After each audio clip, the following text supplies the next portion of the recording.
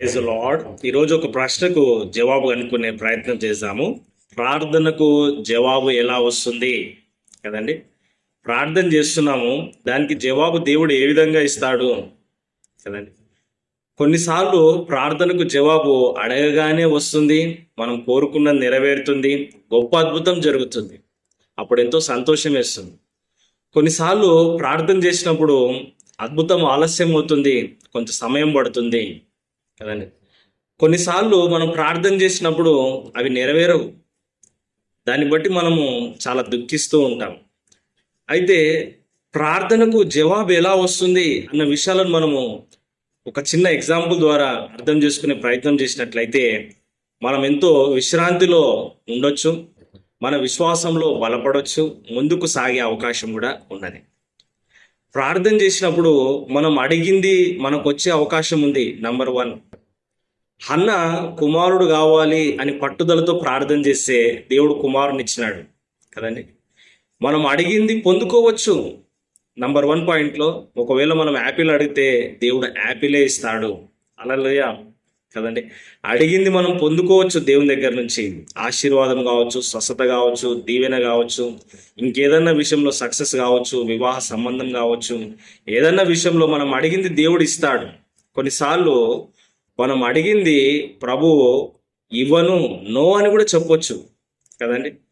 No అని కూడా చెప్పి ప్రభు మనల్ని వేరే విధంగా కూడా నడిపించవచ్చు. దావీదు దేవుని కోసం మందిరం కట్టాలనుకున్నాడు కదండి, కానీ ప్రభు ఏమన్నాడు? నో, నువ్వు కట్టడానికి లేదు, నీ తర్వాత వచ్చే రాజు నీ కుమారుడు సొలొమోను కడతాడన్నాడు. హల్లెలూయా. ప్రార్థనకు జవాబు నో అన్నప్పుడు మనకు చాలా బాధేస్తుంది. ఆ బాధను మనము అర్థం చేసుకోవాలి. ఆ బాధ సమయంలో మనము దేవుణ్ణి లోతుగా అర్థం చేసుకొని ముందుకు సాగాలి కదండి. దేవుడు నో అని చెప్పినాడు అంటే దాంట్లో ఏదో అర్థం ఉంది, దేవుని చిత్తం ఉందని గ్రహించాలి. నేను అడిగింది జరగలేదండి, వివాహం కావచ్చు, ఇంకా సంతానం కావచ్చు, ఒక మంచి సక్సెస్ కావచ్చు, నేను ఇంకా ఆశీర్వాద విషయంలో కావచ్చు, ఏదో కారు విషయంలో, ఇంకేదో భౌతిక సంబంధమైన దీవెనలు కావచ్చు, సంథింగ్ నేను ఇది చేయాలనుకున్నానండి, కానీ దేవుడు నో అన్నాడండి కదండి. నో అన్నప్పుడు కూడా తట్టుకొని ప్రార్థనలో ముందుకు సాగడమే విశ్వాసం. ఎస్ అన్నప్పుడు సంతోషంగా ఆనందించినాము, నో అన్నప్పుడు కూడా ఏం చేయాలండి? ప్రభుని ఇంకా వెంబడించే వారిగా ఉండాలి. నువ్వు యాపిల్ అడిగితే ప్రభు యాపిల్ ఇస్తాడు, కొన్నిసార్లు నో అని కూడా చెప్తాడు. ఆ నోను కూడా మనం హ్యాండిల్ చేయాలి. కొన్నిసార్లు మనం ఇంకా ఎదగలేదేమో, చిన్నపిల్లలు ఎదగనప్పుడు వాళ్ళకు ఒక బైక్ కానీ మనం కొనిస్తామండి? కొనియం. వాళ్ళు ఎదిగిన తర్వాతనే ఇస్తాం కదండి. సో ఆ విధంగా నో అని చెప్పినప్పుడు కూడా మనము ఇంకా విశ్వాసంలో కొనసాగాలి. మూడవదిగా, మనం ఒకవేళ యాపిల్ అడిగితే దేవుడు ఆరెంజ్ ఇవ్వచ్చు. అంటే మనం అడిగింది ఒకటి, దేవుడు ఇచ్చేది ఇంకొకటి అయి ఉండొచ్చు. ప్రార్థనకు జవాబు కొన్నిసార్లు ఎస్ అని వస్తుంది, కొన్నిసార్లు నో అని వస్తుంది, కొన్నిసార్లు మనం ఒకటి అడిగితే దేవుడు ఇంకొకటి కూడా ఇవ్వచ్చు కదండి. ఈ విషయంలో మనం చూసినట్లయితే పౌలు అపోస్తులుగా ఉండి సేవ చేయాలనుకున్నాడు, కానీ దేవుడు అన్నాడు నీవు అన్యజనులకు అపోస్తులుడు అని చెప్పినాడు. సో అన్యజనుల దగ్గరికి వెళ్ళి సువార్త ప్రకటించినాడు. అపోస్తుల కార్యంలో చదివినప్పుడు ఆయన ఫలానా ప్రాంతానికి వెళ్దాం అనుకున్నప్పుడు పరిశుద్ధాత్మ దేవుడు ఆటంకపరిచినాడు. ఇంకో ప్రాంతానికి వెళ్దాం అనుకున్నప్పుడు పరిశుద్ధాత్మ దేవుడు ఆటంకపరిచినాడు. వేరొక ప్రాంతానికి వెళ్ళవలసిందిగా కలలో దర్శనంలో చూసి ఆ ప్రాంతానికి వెళ్ళినాడు. అంటే ఒకసారి కొన్నిసార్లు దేవుడు మనం అనుకున్నది జరిగించకపోవచ్చు, కానీ వేరే విధంగా ఆయన దాన్ని జరిగించవచ్చు. ఆ ప్రయాణం వద్దు అని ప్రభు అని వేరే ప్రయాణం గుండా అపోస్తలుడు పౌలు వేరే ప్రాంతానికి దేవుడు తీసుకెళ్ళాడు. నేను హైదరాబాదులోనే ఉందామనుకున్నానండి, కానీ దేవుడు నన్ను వేరే గ్రామానికి వెళ్ళమన్నాడండి. నేను గ్రామంలోనే ఉందామనుకున్నానండి, దేవుడు వేరే రాష్ట్రానికి వెళ్ళమన్నాడండి. నేను ఇలాగే జీవిస్తాం అనుకున్నానండి, దేవుడు నాకు ఇది ఇచ్చినాడండి కదండి.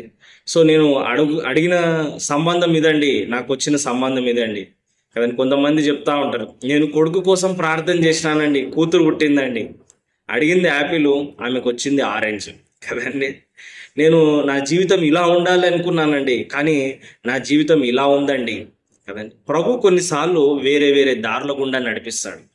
అబ్రహాము దేవుడు, ఇస్సాకు దేవుడు, యాకోబు దేవుడు, ముగ్గురు దేవుడు ఒకటే, కానీ ముగ్గురిని 3 విధాలా నడిపించినాడు. అబ్రహామును విశ్వాసం ద్వారా నడిపించినాడు, ఇస్సాకును వాగ్దానం ద్వారా నడిపించినాడు, యాకోబును శ్రమల ద్వారా నడిపించినాడు. శ్రమల ద్వారా సంపూర్ణునిగా చేసి ఇజ్రాయేలుగా మార్చినాడు. మేబీ మనం అందరము యాకోబుల్లాగా ఉన్నామేమో కదండి. మనల్ని శ్రమల ద్వారా సంపూర్ణులుగా చేస్తా ఉన్నాడేమో. లేదా కొంతమంది అబ్రహాములాగా ఉన్నారేమో, విశ్వాసంలో బలహీనులుగా ఉన్నారేమో. విశ్వాసంతో నడిపిస్తాడు. ఇస్సాకులాగా ఆశీర్వాదాలు ఇచ్చి వాగ్దానాలు ఇచ్చి నడిపిస్తాడు. యాకోబులాగా శ్రమల ద్వారా నడిపించి ఇజ్రాయేలుగా మారుస్తాడు. ఇలా నడిపించిన దేవుడే. దేవుని చిత్తానికి లోబడు. ప్రార్థనకు జవాబు ఇలాగే కావాలి అని మొండిపట్టు పట్టొద్దు. 4వదిగా మనం అడిగింది దేవుడు వెయిట్ అని అంటాడు. ఒకవేళ నువ్వు యాపిల్ అడిగినా దేవుడు వెయిట్ అంటాడు కదండి. ఎగ్జాంపుల్గా చెప్తున్నాను. యాపిల్ అనేది ఎగ్జాంపుల్ కదండి. నువ్వు అడిగిండొచ్చు, ప్రభు నాకు ఇది కావాలి అని. దేవుడు ఆలస్యం చేయొచ్చు, ఇంకా కొంచెం సమయం తీసుకోవచ్చు కదండి. ఇందాక చెప్పినాం కండి ఎగ్జాంపుల్. చిన్నపిల్లోడు బైక్ అడిగితే మనం కొనియం. వాడు పెద్ద అయినాక కాలేజ్ చదివిన తర్వాత జాబ్కి వెళ్ళేటప్పుడు ఒక మంచి బైక్ కొనిస్తారు కదండి. ఎందుకంటే వయసు వస్తుంది, నడిపించగలుగుతాడు కాబట్టి. మేబీ చిన్నపిల్లోడికి మనము ఒక కత్తిని ఇవ్వము. ఏంటంటే కూరగాయలు కట్ చేస్తా అంటే చిన్నపిల్లోడికి కత్తి ఇవ్వము. ఎందుకంటే వాడు చిన్నపిల్లోడు కదండి. పెద్దగా అయ్యాక ఏమంటే ఆ పాప పెద్దగా అయినాక కత్తిస్తే ఆమె మంచిగా కూరగాయలు కట్ చేస్తుంది. అదేవిధంగా దేవుడు మనకి ఇచ్చే ఆశీర్వాదాలు ఆలస్యం చేయొచ్చు. అబ్రహాం జీవితంలో 25 సంవత్సరాలు ఆలస్యమైంది, వాగ్దానం నెరవేరలేదు. కానీ తుదకు మంచి కుమారుడు పుట్టినాడు, ఇస్సాకు పుట్టినాడు కదండి. హల్లెలూయా. పిల్లల్ని ఇయ్యలేదు, కానీ ఆస్తులు మాత్రం విపరీతంగా పెరిగిపోయినాయి కదండి. అబ్రహాము బహుధనవంతుడు అని బైబిల్లో రాయబడింది. అబ్రహాము వెండి బంగారములు కలిగి బహుధనవంతుడుగా ఉన్నాడు, కానీ పిల్లలు లేరు కదండి. చాలామందికి ఇది ఒక సమస్య అండి. మాకు బాగా ఆస్తులు ఉన్నాయండి, పిల్లలు లేరండి. కొంతమందికి పిల్లలు ఉన్నారండి, కానీ ఆస్తులు లేరండి. అట్లా మేబీ అది దేవుడు కొంచెం ఆలస్యం చేస్తుండొచ్చు కదండి. హన్నావలే నువ్వు పట్టుదలతో ప్రార్థన చేయాలి.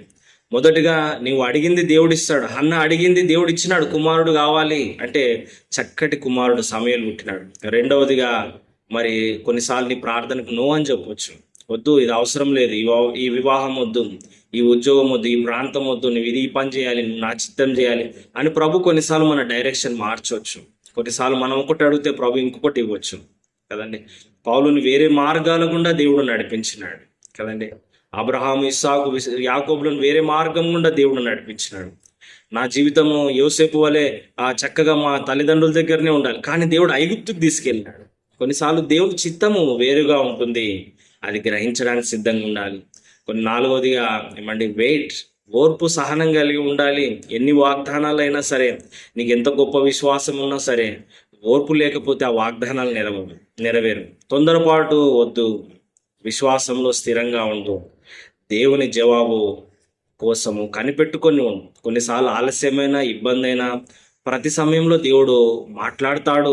వాక్యం ద్వారా, ప్రార్థన ద్వారా, ప్రవక్తల ద్వారా, సేవకుల ద్వారా, సంఘంలో పాస్టర్ ద్వారా దేవుని మాటను పట్టుకో, స్థిరంగా నిలబడు.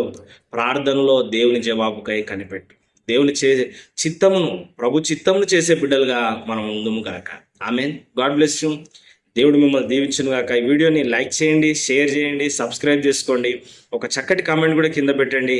మీ ప్రార్థన అవసరతలు కూడా నాకు ఫోన్ చేయండి. God bless you.